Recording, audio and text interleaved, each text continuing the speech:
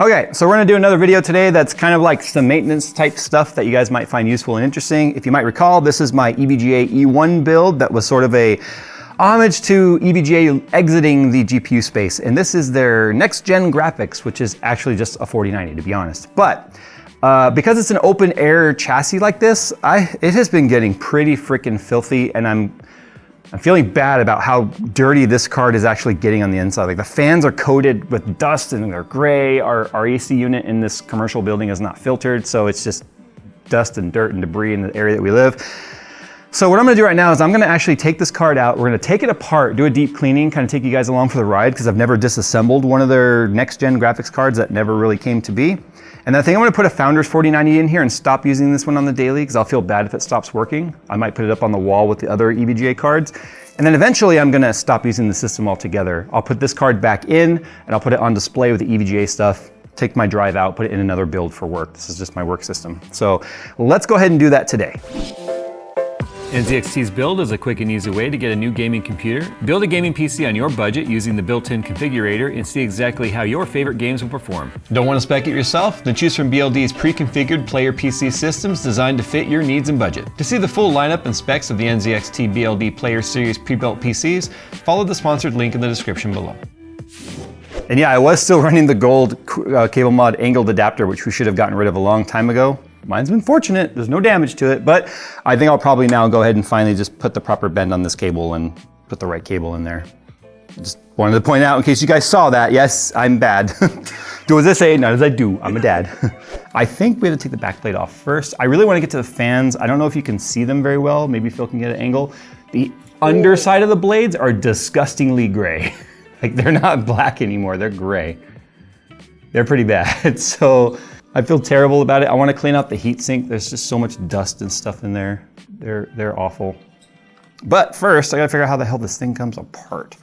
I also firmly believe in using iFixit tools for this sort of thing, and not just because they're our sponsor, but because they have all the proper bits and stuff. Even if you need a pentalobe because you're taking apart something Apple, they're very handy to have. So I highly recommend going to the description down below and checking out our Amazon link to iFixit kits. That screw is loose.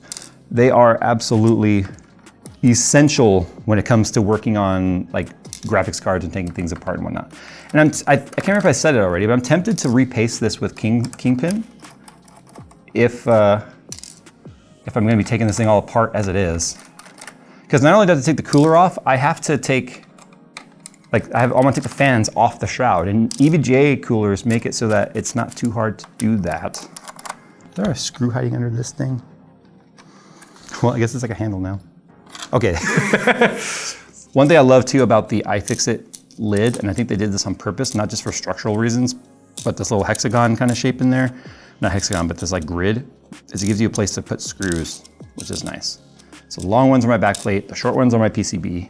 A lot of people ask me if there was a water block that works for this card, would I have water cooled it? And the answer is no, I would not have, because I wanted to keep this EVGA style.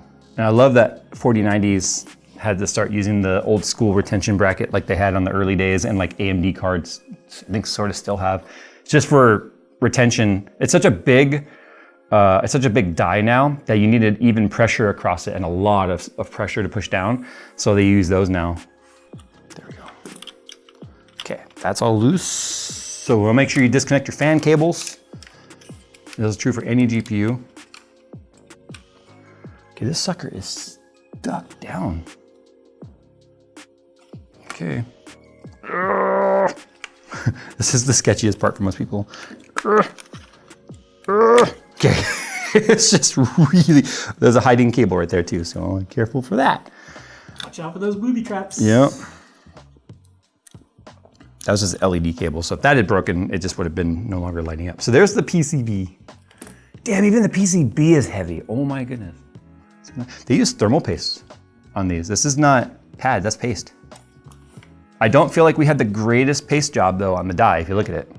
It never got hot really, but Phil was noticing, he commented that my card seemed like it was getting louder than it used to be. I didn't really notice, but that could be a potential reason for that. So we'll obviously be repasting that. Hello? Okay, I have no idea. Oh, thank God for Goo Gone. Oh. adhesive will roll off. But I was covering the screws, like I thought. So I had to take those off. That's a beautiful piece of engineering. Okay. No, there's no screws there. So how does this side come off? Does it just clip? Oh, this side looks like it might just clip on there. The thing is, I don't know if there's like some little removable tab that's hiding a screw or something. Okay, so thanks to Steve's video, we now know that there's screws right here in the top of the fan holes. See, Steve is doing God's work, I tell you. So I can get down in there and clean it.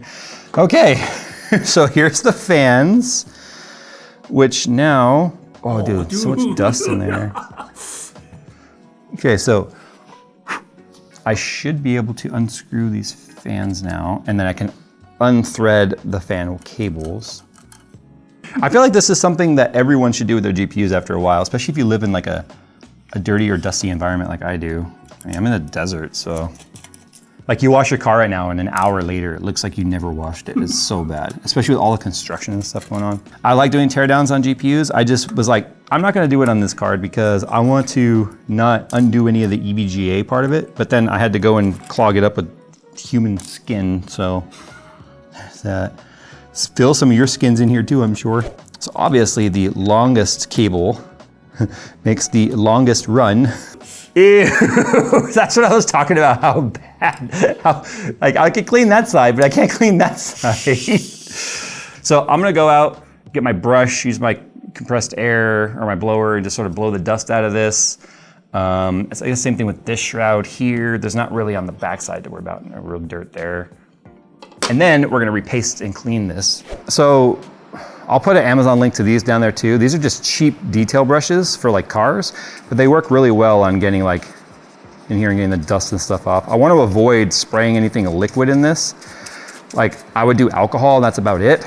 This is more an OCD thing, caring about how clean it is, because unless your heatsink is completely clogged, this isn't gonna affect performance at all. And then here's a before and after. So. It's two completely different colors. Yeah, I'm just really trying to get this to look as new as possible because my whole deal was like, dude, I got this card. They were gracious enough to let me have it after a lot of begging, to be honest, when they stopped making graphics cards. And I wanted to like pay tribute to it by using it. I didn't want it to be sitting on some shelf. But now that I'm seeing the repercussions of using it in an open air chassis, don't get me wrong, this can still happen in a closed chassis, it just takes longer. I now feel bad about letting it get like this. So it is now lived like almost 2 years, a year and a half of just playing Warships and Rocket League and Helldivers and whatever other random games, a lot of Space Engine.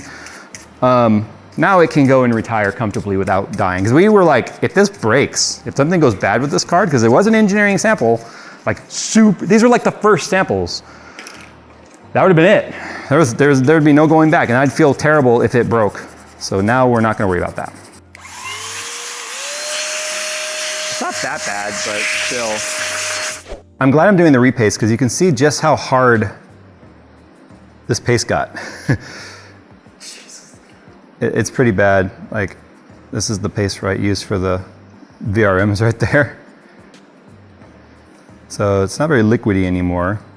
Probably still got the job done well enough. Oops, but the KPX is gonna definitely be a better a better solution, I think. I'm surprised I didn't use it to begin with. I'm surprised EVGA cards don't come with KPX. I cleaned off the paste on the caps right here, and then they use actual heat pads or thermal pads for the VRMs themselves and the RAM chips. So I'm gonna have to repaste the tops of the chokes right here, or the caps, and then I have to do the same thing on obviously the die side here. So I think everything's pretty much clean, but look at this pile. Like, this is very crumbly, not good. This is also my very first GPU I've ever noticed that says quality sample. So that means these are like the very first 4090 chips that were sent out to the AIBs for them to engineer. So it passed. I also want to point out that all these bent fins like this isn't me. I didn't do that. They came this way. It's very engineering sample.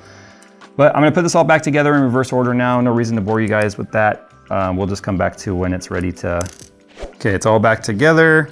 It's got some scuffs and scrapes in it, but it actually had those when I first got it because this card had made the rounds. It went back to Taiwan, I think, before it even came to us. Anyway, let's put it on the test bench, make sure everything's working, all the fans are working, all the lights and stuff, and then we'll go put it in its final resting place. It just sounds so sad. It's actually one of the first times I've been able to see like the top, like this side of it, because I always saw it vertical mounted, so I never really got to see that side of it. Okay, it lights up and everything, that's cool.